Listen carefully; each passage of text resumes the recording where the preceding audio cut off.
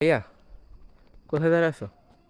বর্তমানে বাংলাদেশে আছি, বাট এটা হচ্ছে ইন্ডিয়া, এটা হচ্ছে বাংলাদেশ। বাংলাদেশের আচ্ছা, সীমান্ত পর্যায়ে আমরা আছি এখানে। এটা ছিল 1230 নাম্বার প্লেয়ার টু হুম। পয়েন্ট এস ইন্ডিয়ার পাহাড়টার দিকে দেখা তো। ইন্ডিয়া। আচ্ছা ঠিক আছে, একটু দেখাচ্ছি। আর এটা হচ্ছে বাংলাদেশ, বাংলা। ঠিক আছে, এই যে বাংলা, বাংলাদেশ হচ্ছে 1230 2.S। ঠিক আছে, আর এই যে হচ্ছে এলো আমাদের মেঘালয় যেটা বলে। যে পাহাড়। ঠিক আছে, এই যে মেঘালয়ের চূড়া হচ্ছিল ওইটা।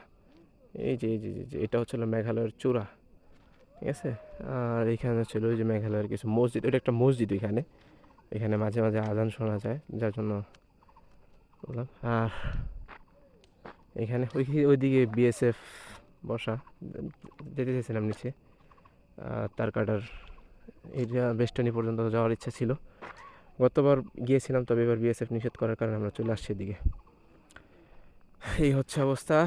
বাংলাদেশের আমরা ছিল শেষ সীমানা, নোম্যান্স যে এরিয়া যেটাকে বলা হয়। আহ, এই হচ্ছে হলো পিলার, আমাদের দুইটা দেশকে বিভক্ত করে দিছে। এই একটা পিলার।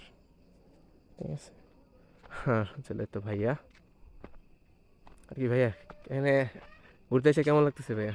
তো আলহামদুলিল্লাহ, জায়গাটা এত সুন্দর, এত শৃঙ্খলা পরিবেশ, দেখতে খুবই ভালো লাগতেছে। কারণ হ্যাঁ, দিনটাও আজকে খুব আল্লাহ ভালো। তালার আল্লাহ তালার খুব সুন্দর সৃষ্টি। আর দিন শেষে আজকের দিনটা কিন্তু আবার হচ্ছিল, এখন কিন্তু সময় মোটামুটি হচ্ছিল 4টা, 4:30, 5টা, হ্যাঁ, হ্যাঁ। 5টার আশপাশ। ঠিক আছে, তবে আবহাওয়া ছিল একটু খারাপ, যার কারণে হচ্ছিল আসতো একটু হচ্ছিল, পানি টানি পাড়ায় আমাদেরকে আসতে দ্বীপগুলো হয়েছে। তেমন একটা সুন্দর হচ্ছে না, বাট দিনটা ছবিগুলো খুব সুন্দর ভালো। আছে। তো এখানে মানুষগুলো খুবই ভালো। তারা কিন্তু হচ্ছিল মূলত তারা কিন্তু হচ্ছিল আমাদের নৃগোষ্ঠীর না, তারা হচ্ছিল ক্ষুদ্র নৃগোষ্ঠীর। আহ, এখানে ছিল খুব সম্ভবত এখানে গারো সমাজের মানুষগুলোই বসবাস করে, তাই তো? আচ্ছা, ওকে, টিল নেক্সট ভিডিওর স্ট্রিম। আল্লাহ হাফেজ, আসসালামু আলাইকুম।